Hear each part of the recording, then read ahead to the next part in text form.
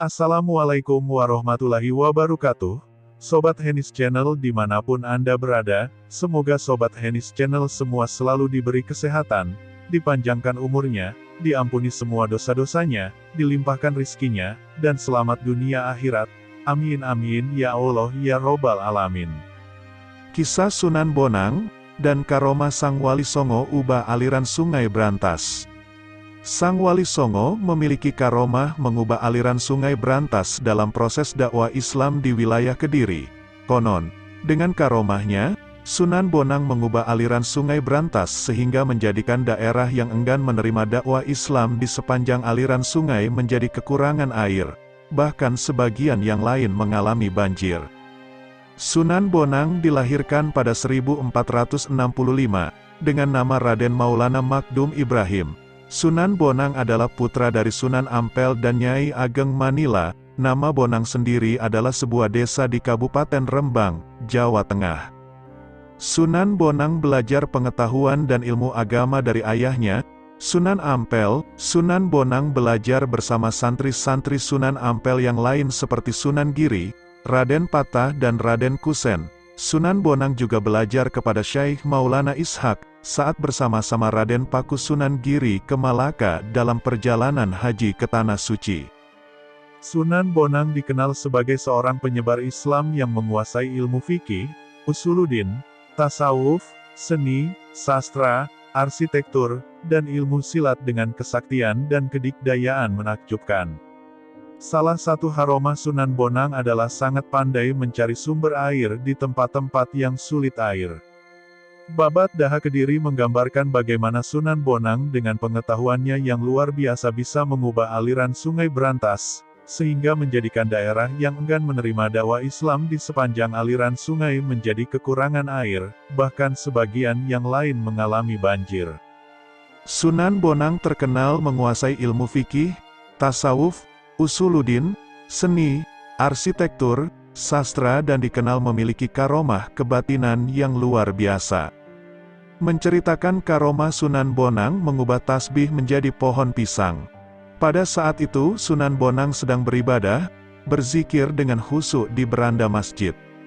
Tiba-tiba tasbih yang digunakan untuk berzikir yang ada di tangannya putus. Tentu saja biji tasbih tersebut berserakan di tanah. Kanjeng Sunan Bonang kemudian mencari biji tasbih tersebut satu persatu. Melihat hal itu para santrinya segera membantu mencari dan mengumpulkan biji-biji tasbih tersebut.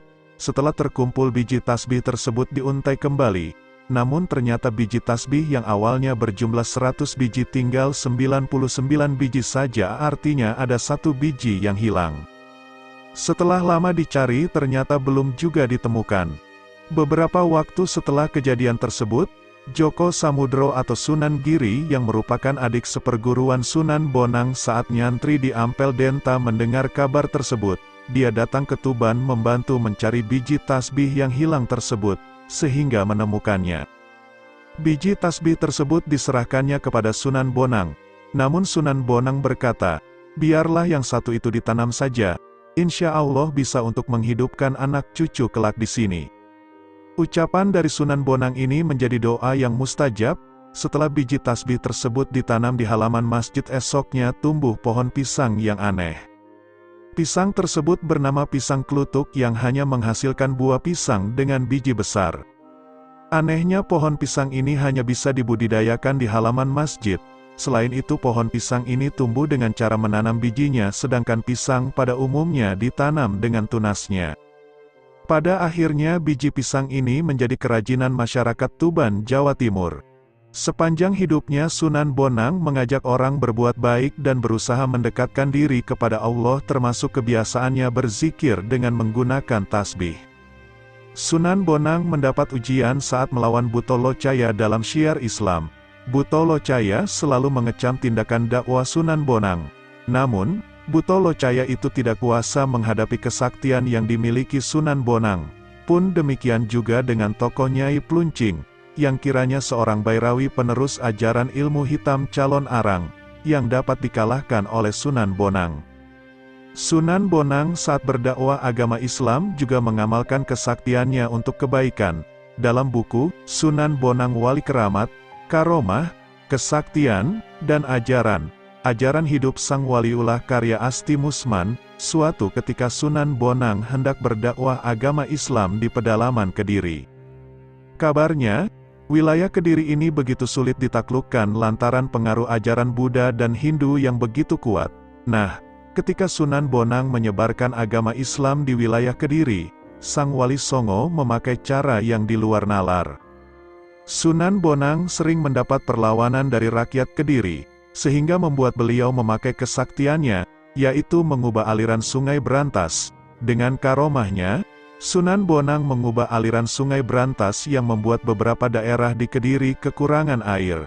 Tapi sebagian wilayah lainnya justru mengalami banjir, sehingga pertanian masyarakat gagal panen.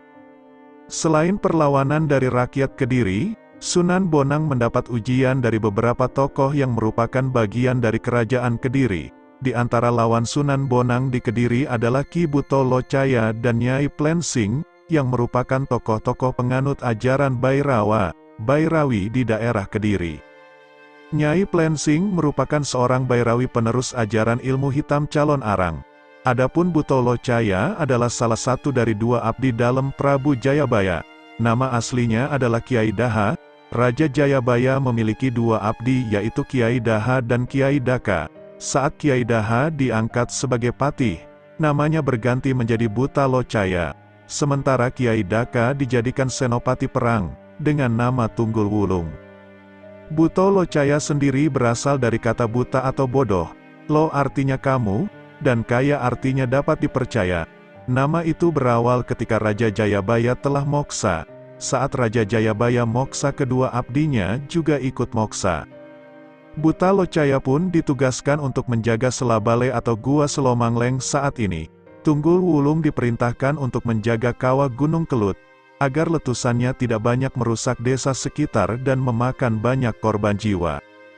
Dalam serat Darmo Gandul dikisahkan pertemuan Sunan Bonang dengan Buto Locaya yang berakhir dengan pertengkaran mulut di antaranya keduanya. Sunan Bonang pun bertempur melawan Buto Locaya. Buto Locaya pun mengerahkan pasukan baik yang tampak dan kasat mata. Dia memanggil anak-anaknya serta para jin peri parayangan untuk diajak melawan Sunan Bonang. Para makhluk halus itu bersiap perang, serta berjalan secepat angin. Para lelembut tiba di utara desa Kukum. Di sana Buto Locaya berkah menjadi wujud manusia bernama Kiai Sumbre. Sementara para lelembut yang terlihat beribu tidak terlihat. Kiai Sumbre berdiri di tengah jalan di bawah pohon sambi, menghadang perjalanan Sunan Bonang dari utara. Konon Sunan Bonang pun sudah mengetahui bahwa yang berdiri di pohon sambi itu rajanya setan, yang bersiap mengganggu. Nah, berkat karomah Sunan Bonang, para makhluk halus ini yang berjumlah ribuan ini disingkirkan. Makhluk halus ini pun tidak tahan dengan perbawa Sunan Bonang. Demikian kisah singkat Sunan Bonang dan karomahnya Wali Songo. Terima kasih sudah menyaksikan video-video dari Hennis Channel. Semoga dapat bermanfaat. Assalamualaikum warahmatullahi wabarakatuh.